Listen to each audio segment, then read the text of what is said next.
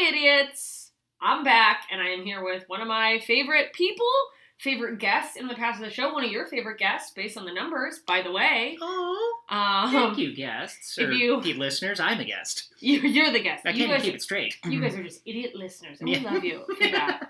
Fifi Dosch is here. Hi. Oh my god, here, in the flesh. What's up, JMS? I haven't seen you in so long. I know. It's been... God... I know. I'm glad we had a podcast so we could interact, because there's no point in non-monetizable interactions anymore. That's that millennial hustle. That is that... I want to know, I guess this is more for the listeners because we're here, but like, is that everywhere, or is... I thought it was LA specific, but maybe it is just a millennial... Like, can't stop, won't stop. No, I don't know. Well, I think everybody's deeply, deeply lonely and feeling adrift in a void, you see. So, like, at least we have the podcast, so we've got that going for us. At least we have you listeners out there. Yeah. Somewhere out there. Men invented podcasts so they could talk to each other for longer than 5 minutes. Oh my god. Wow, what an avoidance of therapy. They literally had to invent a new medium just to talk about their feelings, but not with a therapist. Well, and then do you ever listen to, like, a couple, like, 50-year-olds doing a podcast and be like, let me tell you something I learned about life, and it's like, oh, a semi-functional person would have figured that out at 23. Oh! You're 55, and... old men discovering feelings? Yeah. Shut the fuck up. Mm-hmm. I gotta tell you, I'm going through, my listeners know, I'm going through a very heavy, I lost my brother, you know that. Yeah. And I won't get into it because I'm not gonna ruin your episode with my, no, it's fine. It'd be a great podcast to just invite guests in to watch you cry. Honestly, if that hasn't been done, it ought to have been, yeah. We need to do that. Yeah. We would just be like, no, come on, and be like, and you just dump on them. You're just weeping. I'm like, okay, anyway, I'm going to be at the Syracuse Funny Bone on March 29th. Welcome back to I Can't Afford Therapy. Yeah. And so I'm dumping on my friends. Yeah. Today was rough. Yeah. Anyway, all that to say, I have been so appreciative of my friends reaching out, and then people who are listeners and like followers have sent nice messages, but the onslaught of DMs of men being like, you're gonna get a lot of feelings. They're gonna come up. Yeah. You gotta let the feelings go. The feelings have been coming up the whole time, buddy. Like, I almost wish I had whatever it seems like most men have had beaten into them by society that is like a plug. I promise you don't. Yeah, I know. I mean, wow, I guess actually you probably have a better insight to that than most. It's an utter prison of the mind through which the only escape is transition or death. It's absolutely all. Even, like, here's the thing. Even trans men, and I'm not saying this like even the most masked straight trans men of the world are like, yeah, no, feelings are great. I'm not gonna like not feel feelings because I'm like trying hard to be a man. I'm not an idiot. Like even they are like, well, yeah, but I like the emotional connection and like having a fucking soul. I like that part. I'm not gonna throw that out too. Yeah. Like, no, I'm just gonna be a better man. Yeah. I'm gonna be the man that everyone becomes. At best, when they're like 65. Exactly. Not everyone. Well, you know why that happens when men turn 65? Why? It's because their testosterone levels finally drop and their estrogen goes up. Yeah. I never even would have put that together in a million years. I mean, they go through like a menopause like women do. And that's why women leave their husbands and testosterone goes up. Yeah, exactly. They're not men anymore and unworthy of life. Yeah, just 65-year-old women being like, I need an alpha male. Yeah. I would love to see an alpha male podcast that's just all about nailing like 60-year-old women. That's so funny. It's just the idea of a woman spending 30 plus years of marriage being like, why can't you just understand me? And then going, turns out actually the worst thing that could possibly happen is for you to understand what I'm going through. Yeah. I would love to talk to you about that a little bit. Because like, do you feel like, in transition, I would love to ask you about, I guess let's focus on the emotional aspect first, but like, I'm trying to think of the way to like phrase was there... However you say it, you're canceled instantly. So just spit it out. Okay, bitch! There's Oh my god, I just blew out the speaker calling you a bitch. Yeah. What were the things that, I guess I want to talk about, like, the differences in how you felt and express emotions, pre and post transition, and also, like, ones you were expecting versus maybe there were things that you were like, didn't think this was gonna be a thing. That's such a not even question. I mean, to put it broadly, it's literally like the broadly. Ladies. Okay, I'm so sorry. Can I leave? Well, it's been a great show, everybody. That's gonna be the clip. The broadly to put it, it's like in The Wizard of Oz when Dorothy goes from the black and sepia-toned Kansas into the color of Munchkin Land. It's like, it's straight up like that. What a beautiful... When I first started, and I've been on E for 5 years now, like, I swear to God, the first week, I mean, and they don't start you just jamming it into you, like, full blast. You start at, like, a quarter dose, and you work your way up, you know? Yeah. You love it, don't you? Yeah. But now it's like, you remember when, like, Blade would shoot up his serum to keep from turning into a vampire? It's very that. But, like, I was starting on, like, 2 milligrams of the pills, which is not much at all. It's a pretty, like, conservative way to start. Pardon the word. But, like, I swear the first week I felt like I was on mushrooms. Really? That whole, like, men take mushrooms and discover feelings thing, like, that is way more on the money than people realize. Really? Like, for real. Was it, like literally kind of trippy and silly? Yeah, it's like, what? Like, yeah, I mean, I'm not even being I'm being like very serious. Like, it felt like the drug of mushrooms specifically. I'm not. And you had done mushrooms before. Oh, like, yeah. It was like yeah. a parallel. Yep. Whoa. It felt like have you ever done LSD before? A little tiny bit, but I didn't like trip or anything. It was like, there was acid on like these mints one time at a comedy festival. Okay. I think or maybe my tripping is just not what I thought LSD would be. I was just up and happy. Well, LSD is very like your brain, whereas like mushrooms, you feel like your body is morphing around like that. Estrogen's very that. Okay, I was gonna go for people who are not in the know. When you say E, but estrogen. Yeah. Spoiler alert. Damn, that's. It's so awesome. Okay, it was awesome. It's incredible. Were you like, this is what being a woman is? Kind of, yeah. Does it I'm still... like, oh, wow, feelings. This is great. I'm not a dissipated husk just shuffling through life like the goddamn Walking Dead. This is awesome. Oh, yeah. Okay. Yeah. Was it initially, was there any type of like, or moments where you were like, oh, it was too much? Oh, feelings. No, like, did it come no, in like a truck ever? I mean, like, I do injections now, and like, if I had started doing that, like, maybe, but like, yeah. Also, you gotta remember, like, when I started, I was like, fucking enough. I don't, like, deep end. We're jumping into the deep end. It's this or nothing. I have no G-shucks energy about this at all. We're going all in. Yeah, I mean, that was such a wild time, because you were coming out when the world was shutting down. I literally started the day before the stay-at-home order went down. And they're like, everyone! And they're like, where'd they go? It's so fucking awesome, because, like, that's the most awkward, shitty part. And, like, yeah, I'll stay in my house for a year. This rules. You're like, oh, I get to transform before nobody's eyes? Yeah, it's fucking dope. Oh, I didn't even think about, because it's like, there is, I mean, you see it, like, I mean, at least I see it. I don't know how many of you, listeners, if you haven't followed a trans person, fucking, well, now here's a really funny one. Oh, thank you. I've seen my friends post their, like, this was this far out, and this, and, like, they're just transition photos, and, yeah, it's gotta be that awkward. The closest I can come to wrapping my head around it, like, from my own personal experience, would just be, like, every time I've gotten bangs, and then be like, time to grow out the bangs. And obviously that's such a minimization of what you're going through.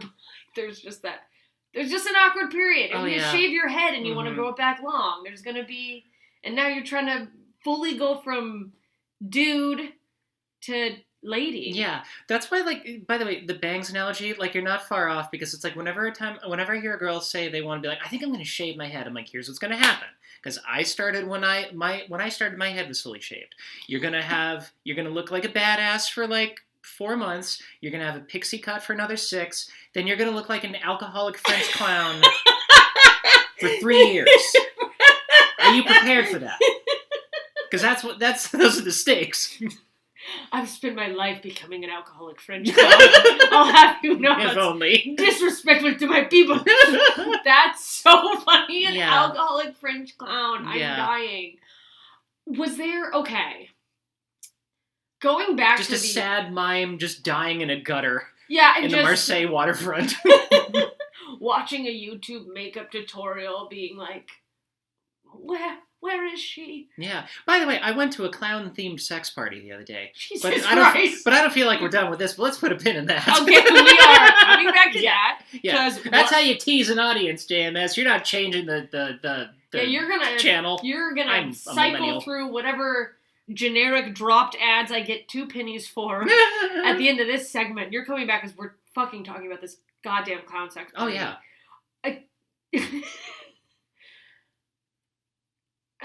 I did throw you off. I understand. You did, and I do want to ask a few more questions for the listeners who are. Here's how I try to approach topics like this for my listeners. Is like, I'm trying to get, and let me tell you, I'm pretending it's such a stretch to be like, I'm trying to get in the perspective of the most, not hateful, but dumbest fucking ding dong who's never met anyone is just going, what does that mean? What do you mean that that? In terms of, I'm so ADHD right now. I think I know what you're getting at. Jump in. A lot of people look at it like say you're a cis woman and you think like, what would it feel like if I wanted to be a man? That's not what it's like. What it is you present as a cis woman, but what you are is a man in a fucking flesh prison. Living out a Kafka-esque nightmare like The Thing. Let me ask you That's what it's like. It's not like, gee shucks, I want to be this. I am fucking trapped in this nightmare.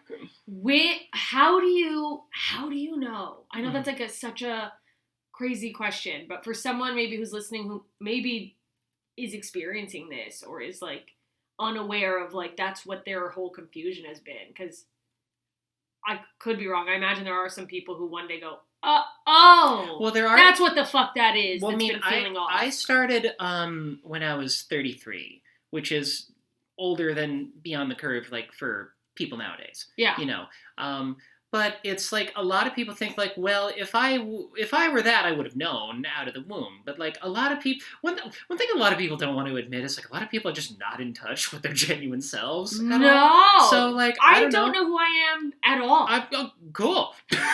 How's that going?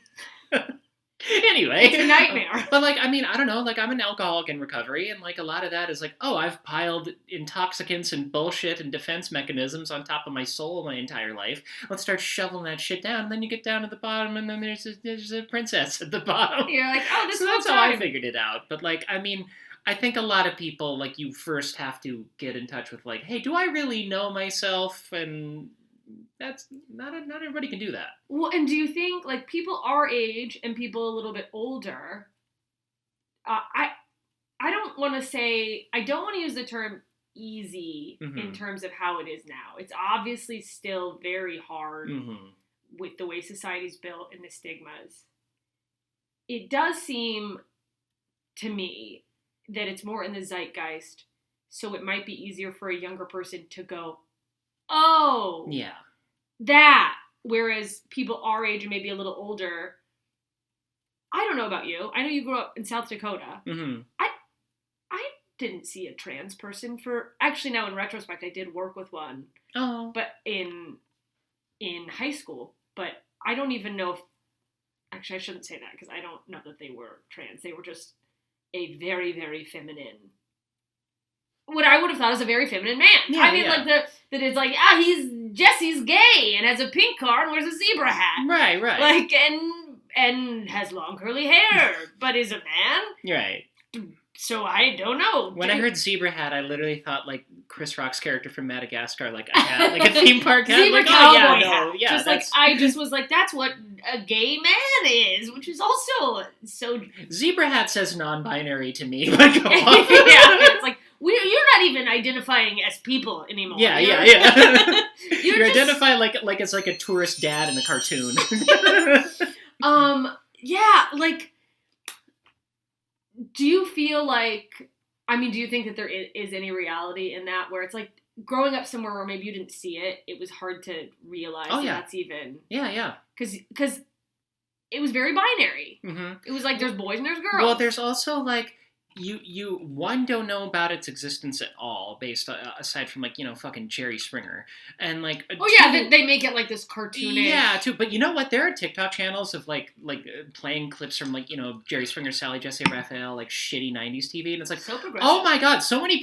Honestly, they are. I'm not even kidding, because like the trans women on there are saying incredible shit, but just no one can hear them because they're just not listening to them.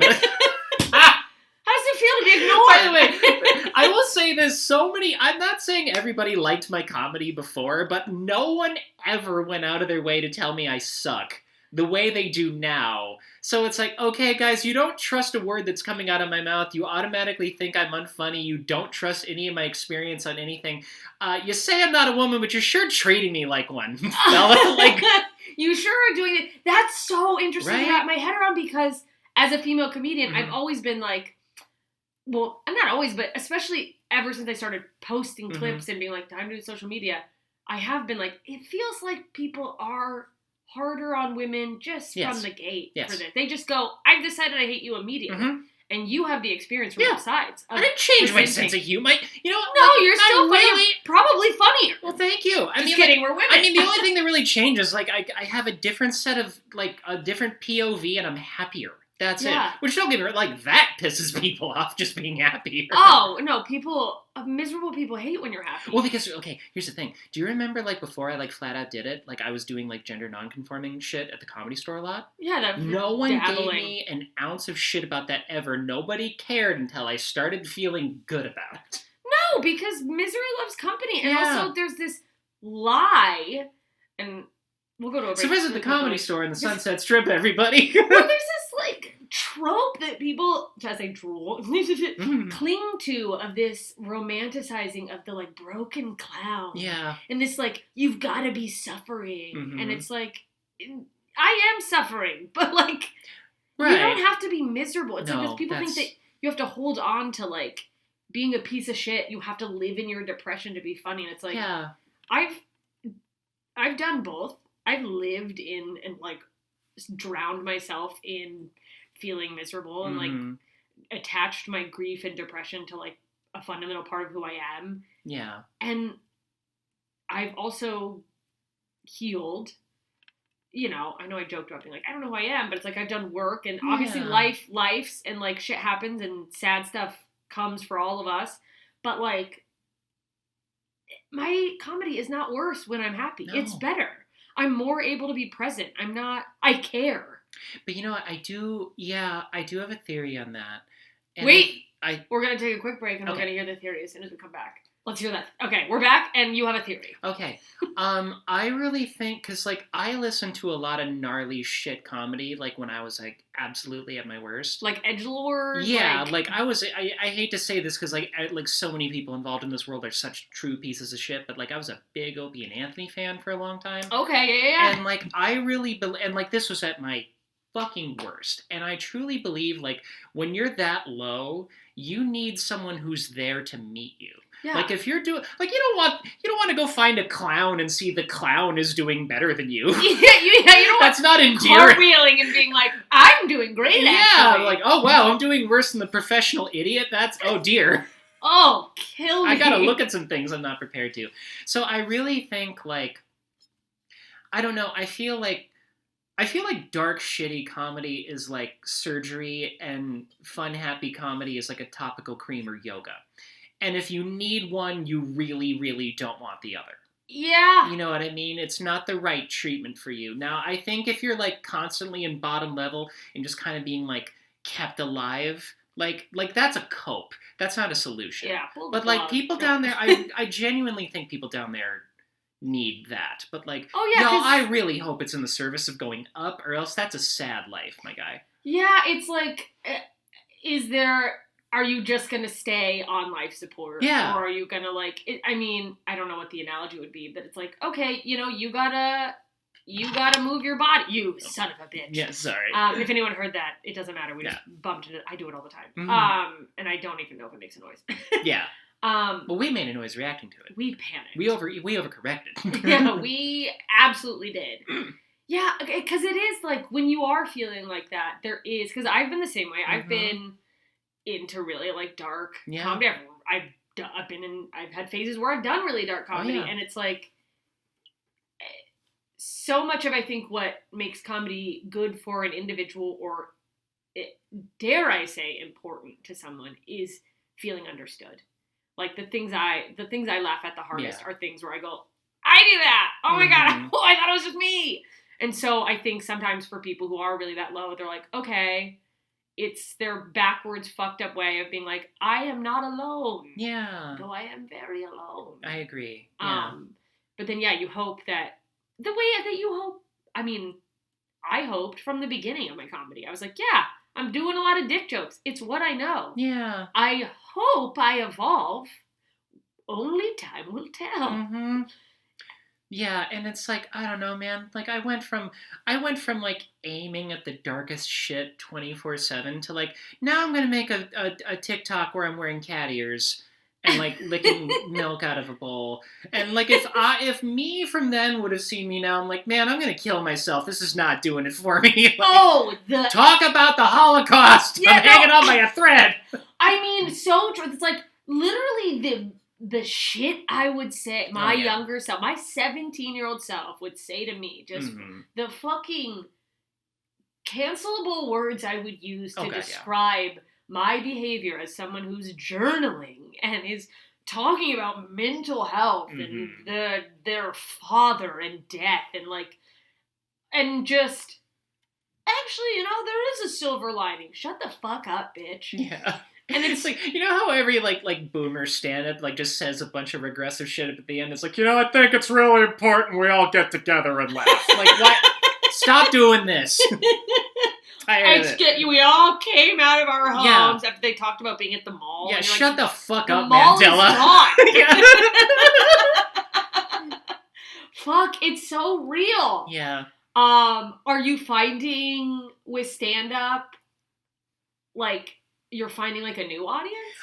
Yeah, and it's, honestly, I don't do a ton of stand-up anymore. Yeah, I was gonna say, I haven't seen you. I didn't know if you, like, fully stopped, or if you're just... No, but here's the thing. I have gotten to a point where I was like, I had enough of this shit, but, like, now I'm at a point where, like, I do it sparingly, and I'm having a lot more fun with it because I don't give a shit about it. Yeah! Like, I only kind of ever do it, like, in situations where I want, like, my Polycule and I produce a show that, like, takes place at a sex dungeon, and... What? What? Yeah. Okay, sorry, keep going. Most of my social life revolves around sex dungeons now.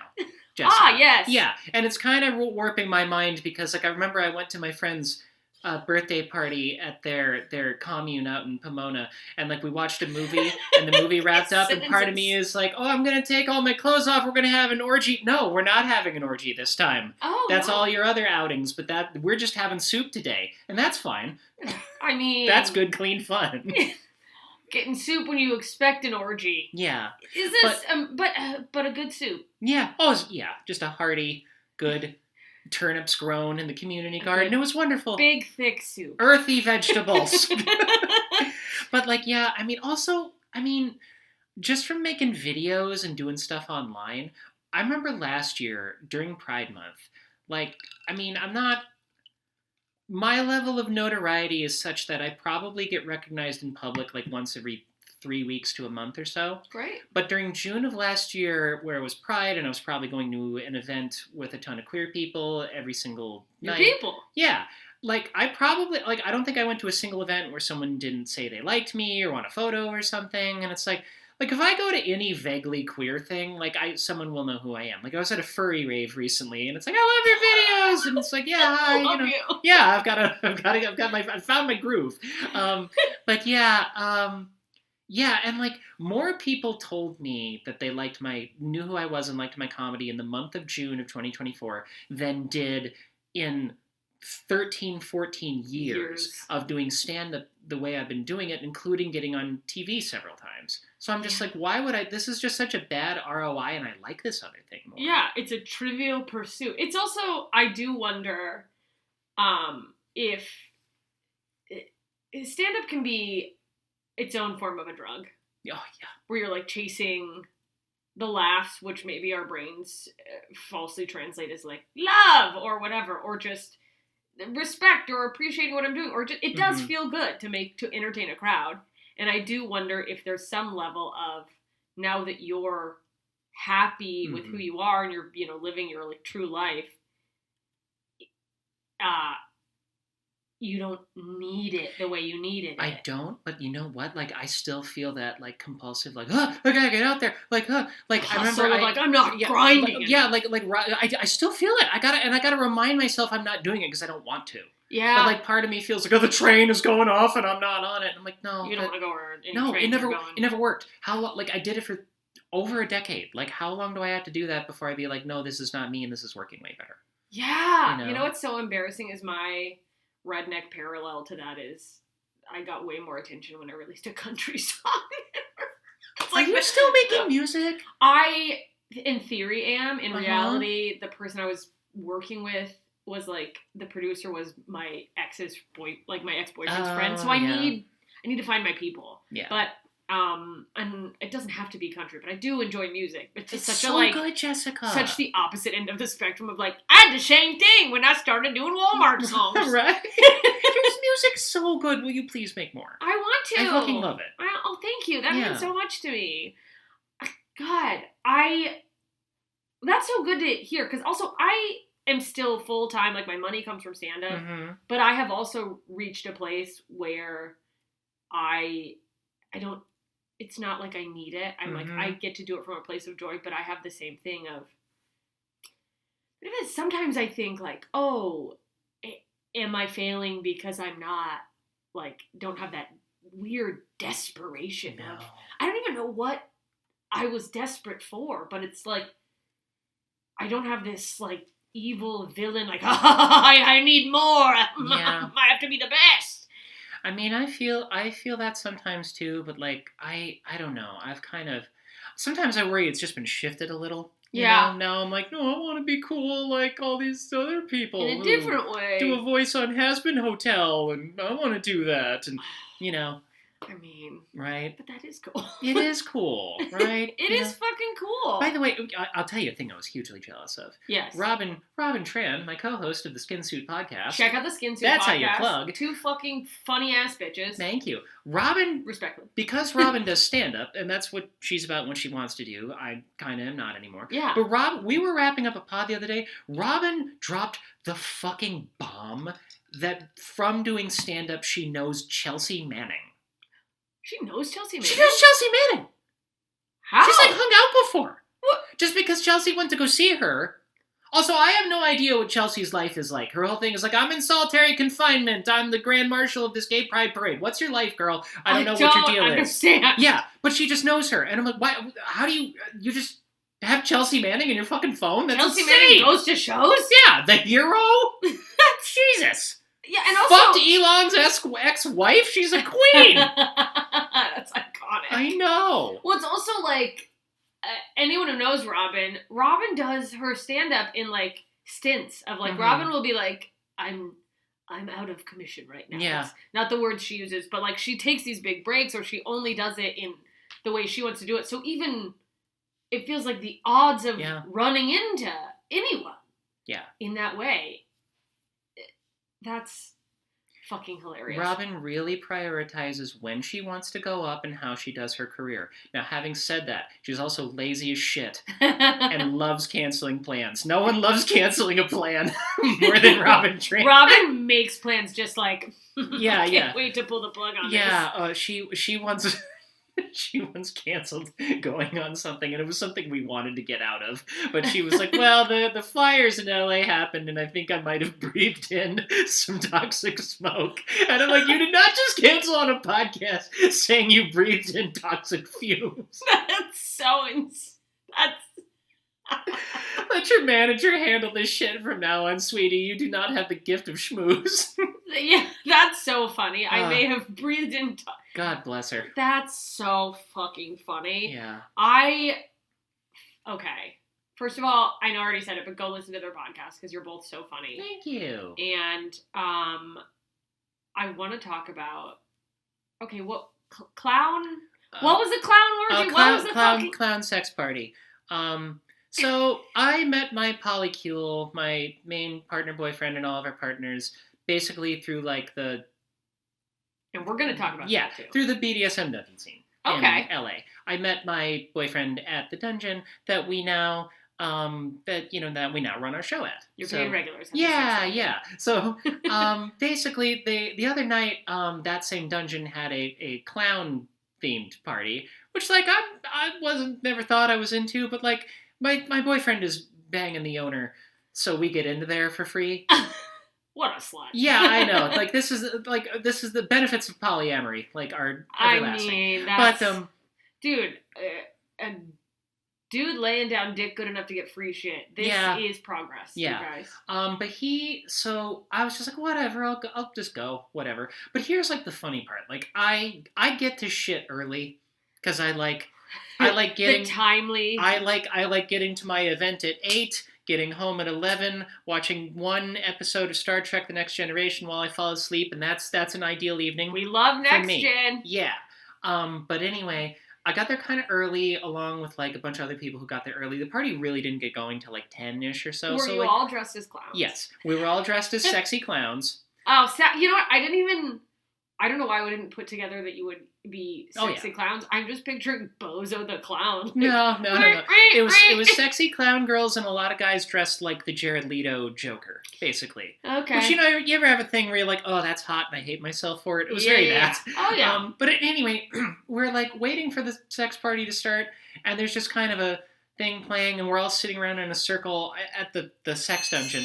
And keep going. Okay, and like we blew up balloons and stuff, and we were just sitting in a circle, and like we had a balloon, and we were just kind of like bopping it back and forth to each other, like and it just occurred to me, there are people in the world out there going like trannies are having clown sex parties in Los Angeles, and it's literally just boop, boop, boop. Like it's the banality of orgies. Like people think like orgies and these kind of events are way dorkier than people give it credit for. That's so funny. Have you seen Danny Jollis just released a short film? No. And it's this guy who's like socially awkward. It's very much like it taps into like I think the male loneliness epidemic, but he like gets a like almost pity invite to a sex party from a coworker, and he's like he brings a vegetable tray. It's just this guy that at the end of the day just ends up like watching people have sex, eating vegetables. No, that happens. Like, Fahim has a joke kind of like this, too. So it's like,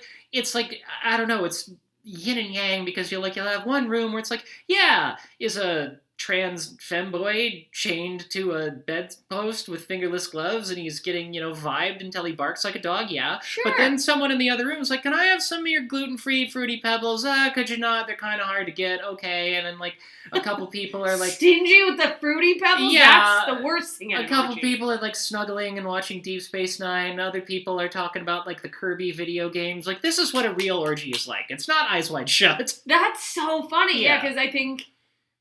I would gather most people's knowledge of an orgy at best is an overproduced porn thing they've seen. Yeah. Oh, no. Where it's just everyone going, ah, and you're like, this is noisy. Every kink dungeon I know has a board game night. There's one I go to regularly. It has a bondage and board game night. Are there people who just come for the board game? Oh, yeah. Oh, yeah. I'm interested. Some people just play games. And then, like, I remember one night we went to this party, and, like, a lot of people were playing, it was, like, in this house, and a lot of people are, like, playing board games in one area of the house, and the other area was, like, the play area. By that, I mean the sex area. Yeah. So me and, like, my 8-person Polycule kind of took that over, and, like... We were kind of being really loud, and by that I mean I was being really loud, and my boyfriend was like, should we maybe keep it down, because everyone's trying to play board games? I'm like, is this a sex party, or is it a sex party? Like, yeah. No. Sorry, I ruined Scattergories. Yeah, no half measures, Walter. Like, fucking, are we doing this, or are we doing this? Yeah, grow up. Yeah. That's so funny. Okay, wait. Okay, the alarm did go off. We're gonna take a quick break. Okay. And then I want to ask you about what the fuck even being in a polycule is. Yeah. We're back. It's been clown orgies and board games and mayhem. You're in a polycule. Mm-hmm. And I know I have some listeners who heard that word and went, what? I've never heard of that. Can you tell me? You are Alaskan. Yeah. I'm Although South Dakota, arguably Alaska is just one polycule passing a woman around, and they don't realize it. But the things that they would go like MMF orgy. Yeah, pretty much. There's a saying up there that it's disgusting. You don't lose your girl, you lose your turn, which oh my god is not untrue. That should be hot, and it isn't. No, I beg you to try to find one woman who is married to a man that she didn't hook up with at least one of his friends in high school. I think it's impossible. But what can you do? Which is so funny, the way that I can picture people being like, that ain't how we do things around here. And you're like, it is. It is. You just call it something else. Okay. What is a polycule? Polycule is a relationship of polyamorous people. So it's like a big group of people who are all dating each other. Each other. I would say there are I'd say there are about 8 of us in our particular about polycule. 8? Yeah. Someone's on the fringe. Well, kind of. Well, because here's how it is. And this is not everybody does polyamory this way. Some people flat out don't like this, but I have someone in the polycule I call my primary. This person I call my boyfriend. Yes. And there are couples within the polycule. Okay. But we're all open with each other. Okay. But this person is my primary. These 2 other people, they have their own primary. But we're all kind of anyone else's primary? We're more like a loose confederation of horny clowns. Of open couples who are with each other, but we're all a family and we care about each other. That's cute. It really is. I'm really happy. Finding them has been one of the most transformatively positive things in my life. Really? Yeah. Did you, before you found them, mm-hmm. did you know that was something you'd be into? No. Were you even because I have always been on the outside of polyamory in terms of, I've just never done it. I've always had this part of my brain that understands theoretically, I think I could get behind that from whatever, you can't get all your needs met by one person, or we're humans and why are we creating these rules and confines that aren't necessarily necessary, but then my boyfriend looks at a woman too long and I'll kill you. Chop your eyes out. Yeah. Were you surprised when you... I mean, it was never something, I was never against it, but it was never something I thought I would do either. It was just I started seeing my boyfriend kind of off and on for a year, and then he invited me into the polycule proper a year and a half ago. And now we're all a little family. Group. Yeah. Did you know from the beginning he was part of this? No. No. I mean, I knew he had partners, I guess, and I had met these people before. Okay. So I didn't. I'm also bad at just picking up social dynamics. You ever go to a party or a house party? I swear to God, I wish I could have a form of this is who everybody is and this is what their deal is. This is who's fucking who broke up with who. So that would really help. In case you can't read between the lines. Because I never pick up on that shit. That's autism for you. Yeah. But, I mean, the way I will never know that people are together or have been together or gone. Yeah. But it's really nice. I'm on Valentine's Day, we just watched Star Trek in a big cuddle puddle on our jammies. It was great. We spent Thanksgiving together. I love them. Oh, I love this. Is there any, difficulty in, jealousy that arises? And how do you deal with it? If so. I don't feel jealous. What I do feel sometimes, because this is my first real serious relationship. Okay. I do sometimes wonder if I'm doing a good job at being a partner. Okay. You know what I mean? I think that just means you care. Yeah, it's just I don't know, am I spending enough time with people? Am I being generous enough with my time? Am I being too generous with my time? It's just sometimes I wonder about that. That part, because I know you say you have a primary, but do you think about that in terms of the whole group? That you're am I giving everyone? Do you feel everyone needs to get equal time or equal... Like, that would stress me out because I'm such a people pleaser.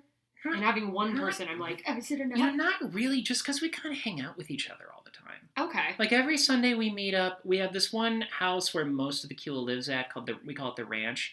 And we go there, like, we hang out there every Sunday. We kind of do our thing. My primary boyfriend, he lives not too far away. Okay. So we're kind of either hanging out at one or the other. And, like, if you go to one place, it's like if I go to my boyfriend's place, it's like if one or a couple other people are there, it's like, of course they are. Yeah, it's You know normal. what I mean?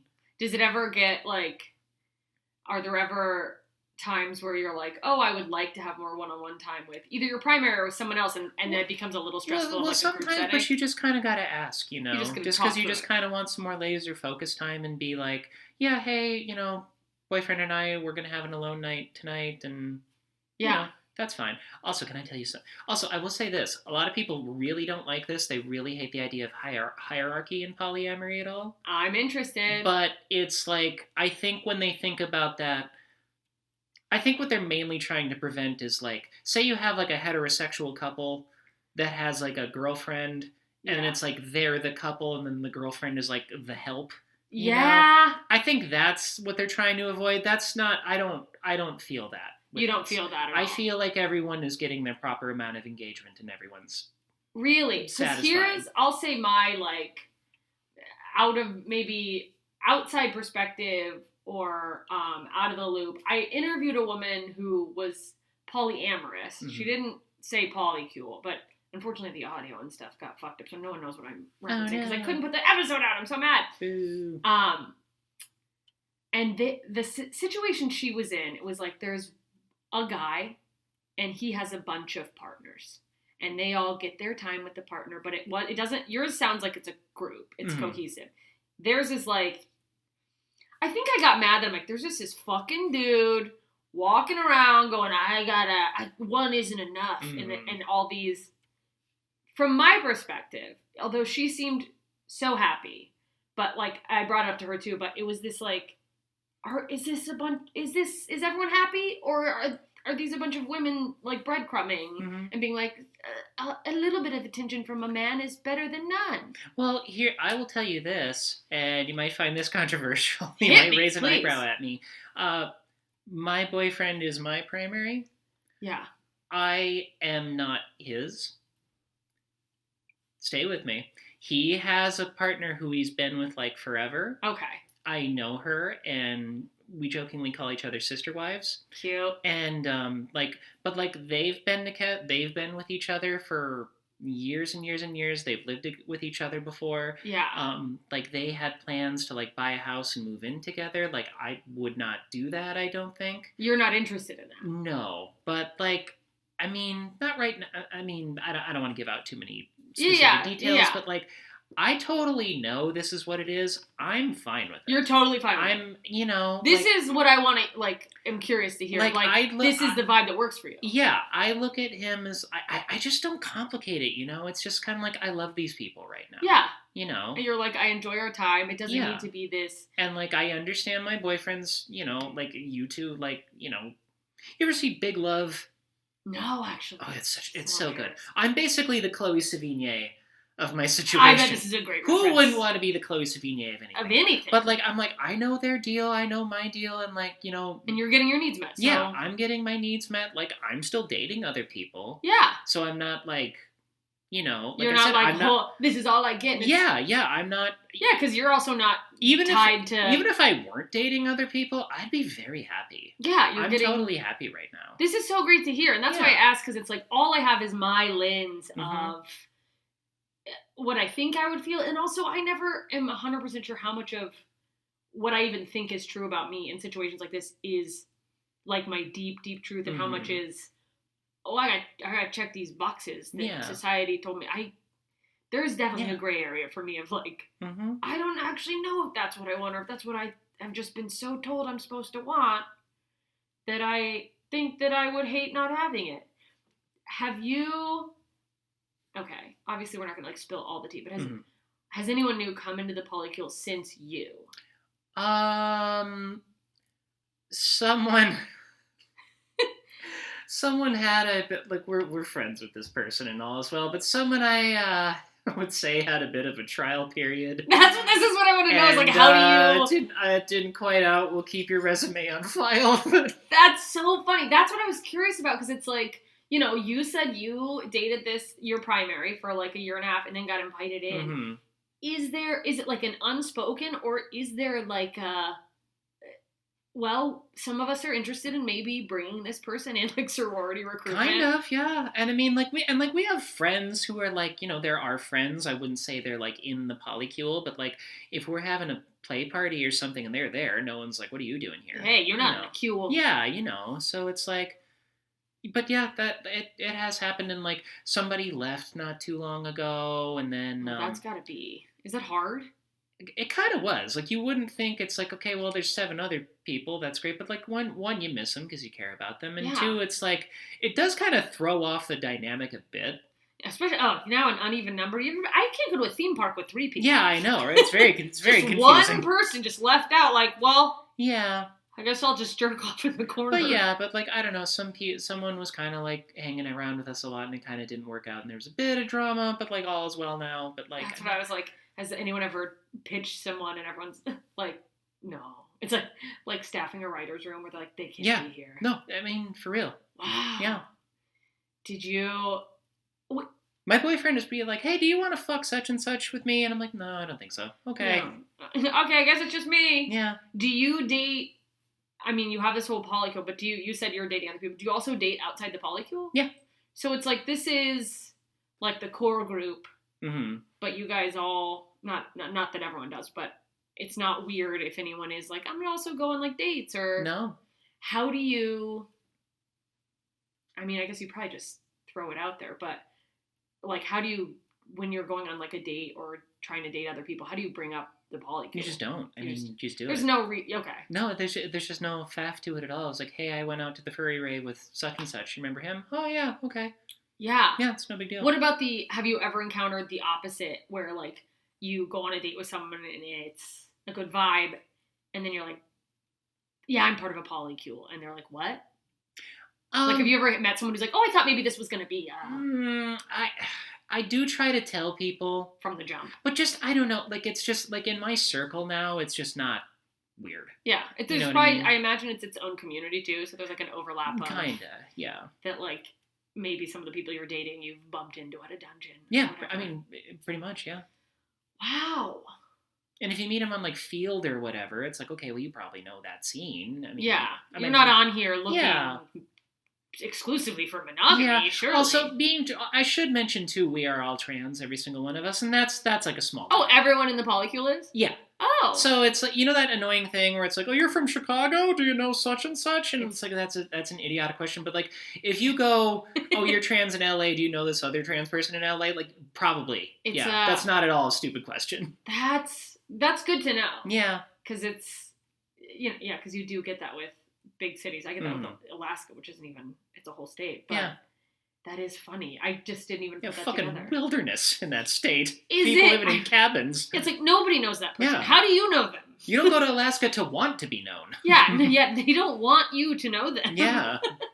Is it a requirement to be trans in your polycule? No. It's just how it worked out. No, we have some, I have a guy I see and do fun things and fool around with sometime. He's a cis guy. Yeah. Do you get bullied for it in the polycule? Are you going out with old cis Henry? Well, we hit him.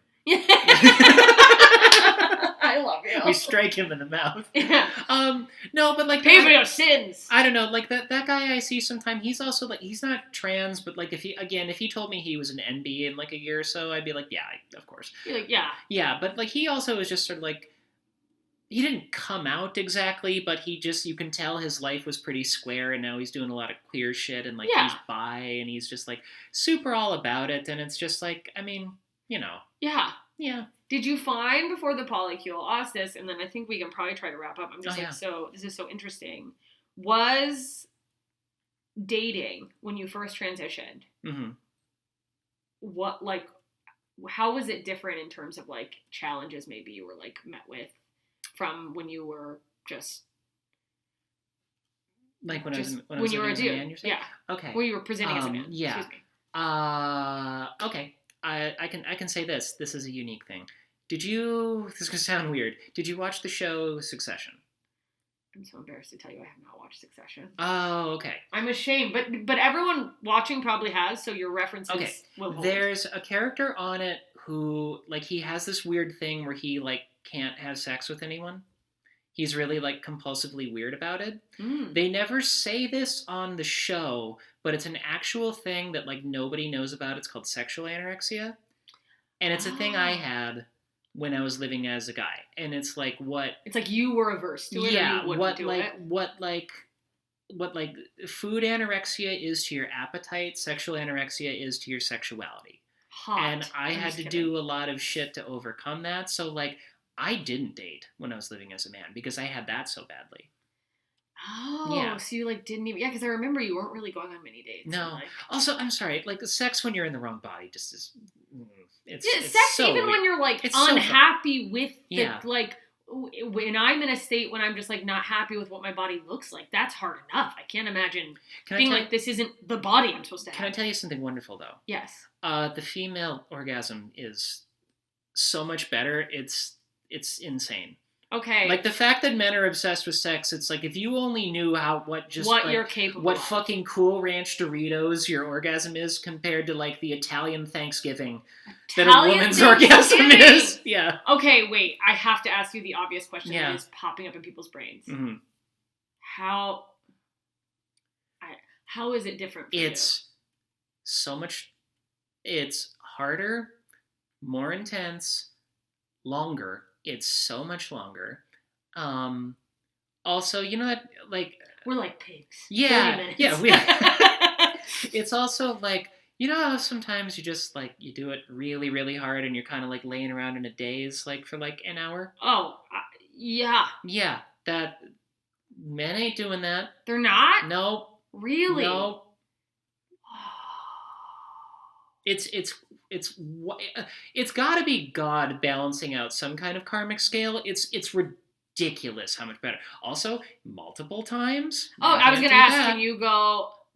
It's so funny. I never put together that, like, your orgasm would change. Oh, yeah. Wow. It's awesome. It's so awesome. It's so great. I mean, like, I have started joking about it, but, like, with a vibrator, I have, like, a joke on stage where it's purely for the women, and men don't give a fuck about it. But, like, just, like, you ever have an orgasm where you're like, this is the one I don't come back from. You're just like, I'm going to be a vegetable, and I don't care. You know, like, the kind of orgasm where, like, if you drove after, you'd get a DUI. Yes! Well, it never occurred to me that men didn't have some of that, because it seems like they, like, pass out. Yeah, they just pass out. Yeah. And it's such like a destination, not the journey thing for them. It's just, it's such a great way to put it. It's so shitty. Like, yeah, just trying to, like, a means to an end. Whereas, like, sex for me, and I never put together that it was, like, somehow never put together it was like women versus men, but, like, yeah, it's the whole experience. Also, you can orgasm from just being touched in certain ways, like not even your genitals, and, like, men can't do that. Oh, well, yeah, it's awesome. I'm to take some notes from you. It's truly wonderful. Camera, yeah, I'm clitored. A fish doesn't know that it's wet. Like, we're all coming wonderfully. I am fish. Yeah, I'm serving fish. Anyway. On that note, can I tell you one more quick note? Please. The other day I was at a BDSM party with my boyfriend. Classic. And we did a scene. And a scene? Is that what it's called? Yeah, that's what it's called. Oh my god, I have to have you back on. Yeah, we do a scene, and it was really nice and a lot of fun. And then we were cuddling afterwards and doing aftercare. And my boyfriend's goes, "Hey, this is the dungeon where we met each other, remember?" And then I'm like, "Yeah." And I'm like, "I'm so glad I met you." And then I'm like, "I'm so glad I met you. I love you." And then I realized I'm at a clown-themed sex party. And there's literally a woman not 20 yards away going, "Yeah, noodles, doink my pussy." And I'm like, this is the most romantic thing that ever happened to me. I love you. I love you to. It's so good to see you again. So good to see you. Yeah. This is so wonderful. Where can people find you? You should listen to the Skin Suit podcast with me and Robin Tran, another goofball.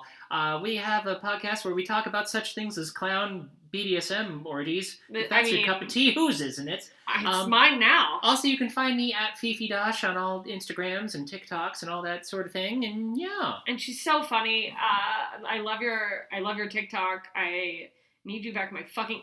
Are you listening, algorithm? My fucking Instagram algorithm. Yeah. Come on, surveillance state. Yeah. Give me something. Yeah. You guys go follow Fifi. Listen to that podcast because you and Robin it's like a lethal combination. It's so funny. Thank you for being here. Thank you for having me, girl. Of course. All right. I love you. Bye, idiots. Bye.